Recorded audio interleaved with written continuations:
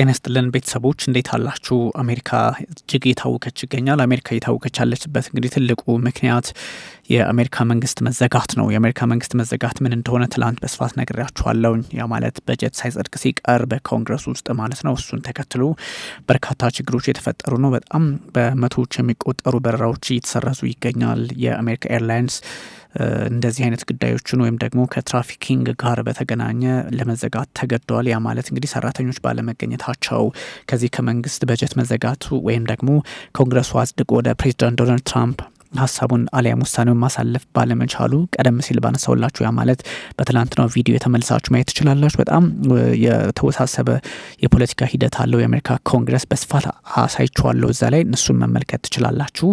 ነገር ግን ዛሬ ደግሞ የመጣሁት በዚህኛው አጋጣሚ ያን እንደ ባክግራውንድ ከወሰዳችሁት በኋላ በአሜሪካ ታሪክ እጅግ በጣም ከባድ የተባለው የበረራ መቋረጥ እየተፈጸመ ነው። ወይም ደግሞ አሜሪካ በተለያየ አቅጣጫ አሁን እየተናጠች እየታወከች ይገኛል። ቀደም እንግዲህ በተለያየ ሁኔታ በተለይም ከዚህ ከኤርፎርስ ዋን እንግዲህ በእሱ ማረፊያ ላይ አንድ ፓኬጅ ከተወረወረ በኋላ ያ ፓኬጅ ሲፈታ ሰዎች መታመም ችለው ነበረ። ለምንድን የታመሙት የሚለው እንዳለ ጥያቄ ውስጥ በተነሳበት ሁኔታ ወይም ደግሞ በሱ ልክ ጉዳዮች እየታዩ ባሉበት አጋጣሚ አሁን ደግሞ በመቶዎች የሚቆጠሩ ፍላይቶች ወይም በረራዎች መሰረዛቸውን ቀጥለዋል። ይህ ደግሞ የአሜሪካን ኢኮኖሚም የሚጎዳ የአሜሪካን ፖለቲካም እንደዚሁ ጫና ውስጥ የሚያስገባ ነው ተብሎ ተወስዷል። የመንግስት መዘጋት ያመጣ ውጤት ነው። የአገር ውስጥ በረራዎች 40 የሚሆኑት የአገሪቱ የቢዝነስ ኤርፖርቶች በእንደዚህ አይነት ጉዳዮች ላይ አፌክትድ ሆነዋል። እንግዲህ እንደዚህ አይነት ጫናዎቹን ወይም ደግሞ የኤር ትራፊክ ኮንትሮለርስ ወይም ደግሞ የአየር ተቆጣጣሪ ባለሙያዎች እነሱ የሚሄዱባቸው ርቀቶች ወይም ደግሞ የነሱ እንቅስቃሴ ነው።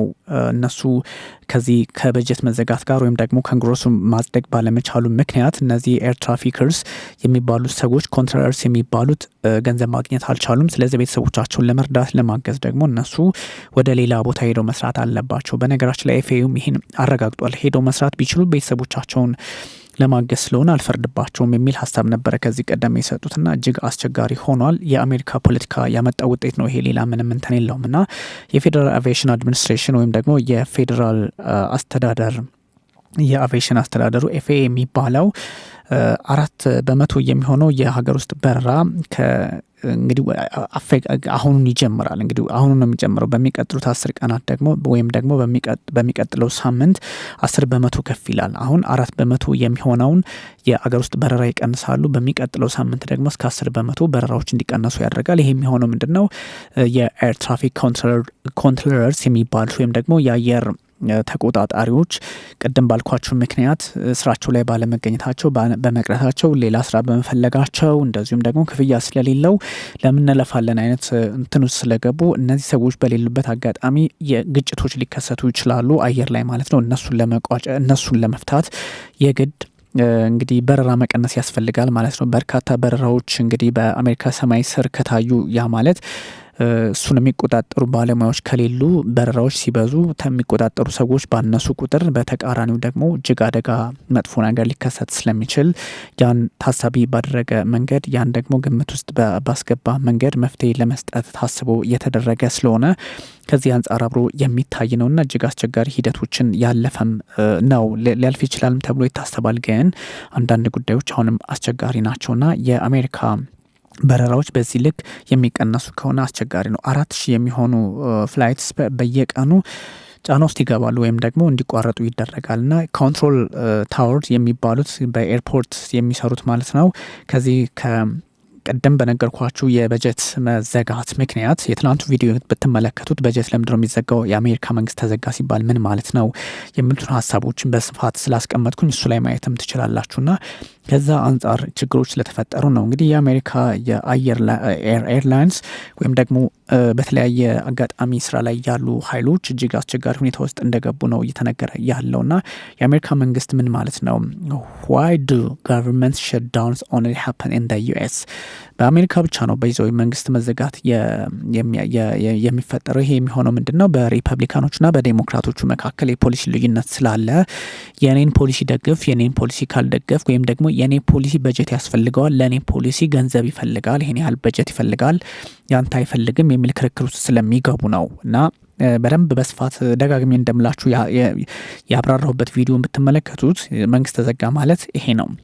በደንብ ያሳያችኋል። በጠቅላላው ግን የአሜሪካ መንግስት ተዘጋ የሚባለው የፌዴራል ድርጅቶች፣ የፌዴራል ተቋማት፣ የፌዴራል መስሪያ ቤቶች ሰራተኞቻቸው ቤታቸው ውስጥ እንዲሆኑ የሚያደርጉበት ወይም ደግሞ እየሰሩ ሳይከፈላቸው እንዲቀጥሉ የሚያደርጉበት ነው።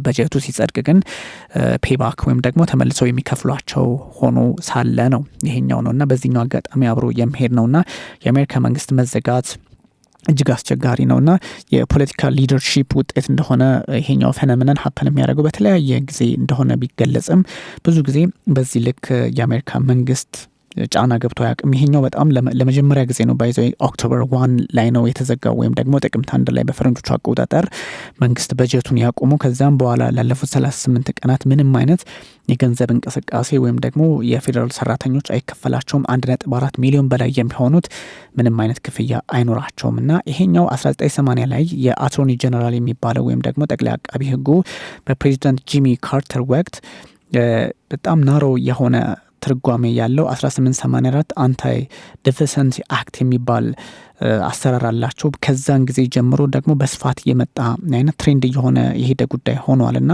በ19ኛው ክፍለ ዘመን የስፔንዲንግ ሎው ወይም ደግሞ ወጪውን የሚያወጡባቸውን ገንዘብ ልክ የሚያዩበት መንገድ ደግሞ በዚህ ልክም የሚቆጠር ስለነበር ነው ሁኔታዎች አስቸጋሪ ናቸው ተብሎ የሚታሰበውና ለምንድን ነው የሚል ጥያቄ የሚነሳል። በ1980 መንግስት በጣም በጣም የበጀትን ጉዳይ ኖ ስፔንዲንግ ወይም ደግሞ ማሳለፍ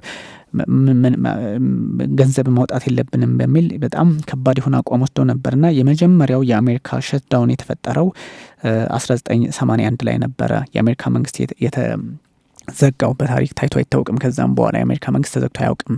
እንዳልኳቸው የአሜሪካ መንግስት ተዘጋ ማለት በጀት የለውም፣ አያንቀሳቀስም። በጀቱ ኮንግረሱ አላጸደቀውም፣ የላይኛውና የታችኛው ምክር ቤት ማለት ስለሆነ ሳያጸድቀው በጀቱን ምንም ማድረግ ስለማይቻል ነው። ስለዚህ መንግስት ይዘጋል ማለት ነው። ጋቨርንመንት ሸትዳውን ይባላል።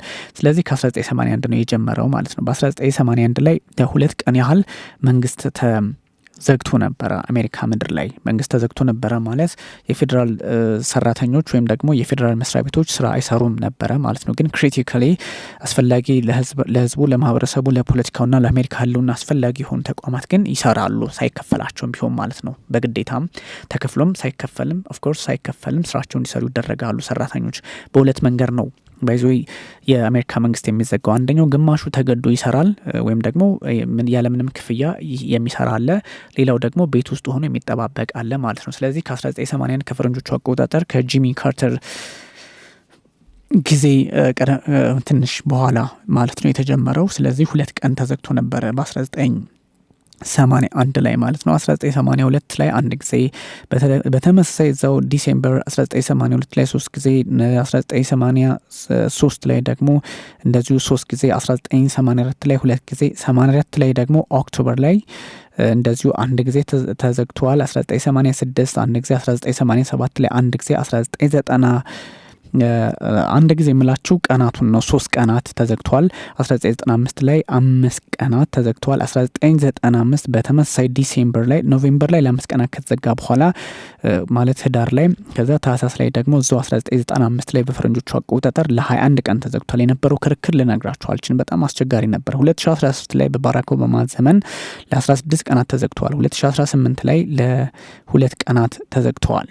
እንግዲህ ያ ማለት ጥር ላይ ማለት ነው። ከዛ 2018 ላይ ዲሴምበር ላይ ደግሞ ለ34 ቀናት፣ አሁን ደግሞ ከኦክቶበር የጀመረው እስከ አሁን 37ኛ ቀኑን ይዟልና ይሄ የሚቀጥል ሆኖ ተመዝግቧል። ከ1980 ጀምሮ እጅግ አስቸጋሪ የተባለው የመንግስት መዘጋት ወይም ደግሞ የመንግስት ፌዴራል መስሪያ ቤቶች ስራቸውን ያቆሙበት ማለት ነውና ኤርላይን ኩድ ቢ እንግዲህ አንዳንድ ኤርላይንስ ወይም ደግሞ 75,000 የአሜሪካ ዶላር ከሊሚታቸው በላይ የሚንቀሳቀሱ ከሆነ ሊቀጡ እንደሚችሉ እየተነገረ ነው። ኤርላይንስ could be fined as much as $75,000 አሜሪካን ዶላር የሚል መረጃ ይወጣ ነበር። ለምንድን ነው እነሱ የአሜሪካ የትራንስፖርት ዲፓርትመንት ወይም እንዲሁም ደግሞ ኤፍኤ የሚባለው የፌዴራል አቪዬሽን አስተዳደሩ ካፓሲቲውን ሊሚቱን ከቀነሰበት በላይ እነሱ የሚንቀሳቀሱ ከሆነ የ75,000 የአሜሪካ ዶላር ቅጣት ይጠብቃቸዋል ነው። ምክንያቱም ከ10 እስከ 10% ሪዳክሽን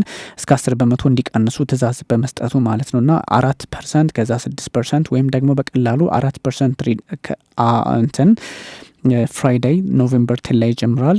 ከዛ 6% ቱስዴይ ኖቬምበር 11 ላይ 8% ደግሞ ኖቬምበር 13 እንደዚህ እያለ 10% ኖቬምበር 14 ላይ በረራዎች እንዲቀነሱ ያደርጋል። ከዛ ውጭ ግን እንደ ማክሲመም ሌቭል የሚንቀሳቀሱ ከሆነ ጥቃት ወይም ደግሞ ቅጣት እንዲሰነዘርባቸው ያደርጋል። የአሜሪካ የአየር ቁጥጥር ሁኔታ ነምበር 14,000 ኤር ትራፊከርስ እንግዲህ ስቴሽን አክሮስ 527 ኤር ኮንትሮል ታወርስ እንግዲህ 14,000 ሰዎች ናቸው አሁን ባለበት ሁኔታ የተሰማሩት በ527 ኤርፖርቶች ላይ 14,000 በጣም ትንሽ ነው። ባይዘው የአሜሪካ እጅግ ግዙፍ የሆነ የአየር ቁጥጥር ሂደትን የምትከተል ሀገር በመሆኑ እዚህ ላይ ደርሳለች 527። እንግዲህ አብዛኞቹ ሳላሪ ያላገኙ ናቸው ለ2 ሳምንታት ማለት ነው። ግን በጠቅላላው ከ16 ሚሊዮን በላይ ፍላይትስ ኤቭሪ ይር ይደረጋሉ እና ያ ማለት እንግዲህ ከ16 ሚሊዮን በላይ ፍላይቶች በሚደረጉባት አሜሪካ በእያንዳንዱ ቀን ደግሞ 44,000 ይደረጋል ማለት ነው። በዚህ ላይ የአየር ተቆጣጣሪዎች ወይም ደግሞ ኤር ትራፊክ ኮንትሮለርስ ከሌሉ እጅግ አስቸጋሪ ሆኗል ማለት ነውና እንግዲህ የአሜሪካ በጣም ብዙ ነገሮቿ ጥያቄ ውስጥ እየገቡ በሆነበት ሰዓት በእንደዚህ አይነት ሂደት እጅግ አስቸጋሪ ነው እየተባለ ይገኛልና ከ800 በላይ ፍላይቶች ወይም ደግሞ በረራዎች ለዛሬ እቅድ ተይዘው ወይም ደግሞ ስኬጁል ተደርገው ነበረ። እነሱ ካንስል ተደርገዋል። ይሄ ፍላይት አዌር የሚባለው ድረገጽ የአሜሪካ ድረገጽ ነው። እሱ ነው ይፋ ያደረገው መረጃውን ማለት ነው። እንግዲህ ስካይ ዌስት የሚባለው ከ170 በላይ እንግዲህ ሰርዟል። ሳውዝ ዌስት ኤርላይንስ ደግሞ ወደ 120 ዝቅ አድርጓል። ዩናይትድ የሚባለው ደግሞ 64 ማለት ነው። ፍላይት አዌር የሚባለው ድረገጽ ይፋ ባደረገው እንግዲህ 200 በረራዎች እንግዲህ አሜሪካ ውስጥ በዚህ አይነት በሆነ አጋጣሚ ችግር ውስጥ እየገቡ እንደሆነ የሚጠቁም መረጃ ነው የተጋራውና እንደዚህ አይነት አጋጣሚዎችን የአሜሪካ ፖለቲከኞች የሚያዩባቸው መንገዶች ምንድነው የሚል ጥያቄም በሌላ በኩል እየተነሳ ይገኛልና በእርግጥም ለእንደዚህ አይነት ጉዳዮች መፍትሄ መስጠት እንደሚያስፈልግ ይነገራል። ግን ብዙዎቹ ነገሮች አስቸጋሪ መሆናቸው ሳይታለም የተፈታ ሆኗልና ብዙውን የመንግስት መዘጋት የአሜሪካ መንግስት መዘጋት ከፈጠራቸው ጣጣዎች ውስጥ በዋነኝነት ተጠቃሹ ይሄ ሆኗል። እንግዲህ የአሜሪካ ፖለቲካ ንትርክ ወይም ቀውስ ውስጥ ገባ የሚባለውም ከዚህ አንጻር ነው። ተመልካቾቻችን ላይክ፣ ሰብስክራይብ፣ ሼር ማድረጉን ቀጥሉ። እጅጉን አመሰግናችኋለሁ።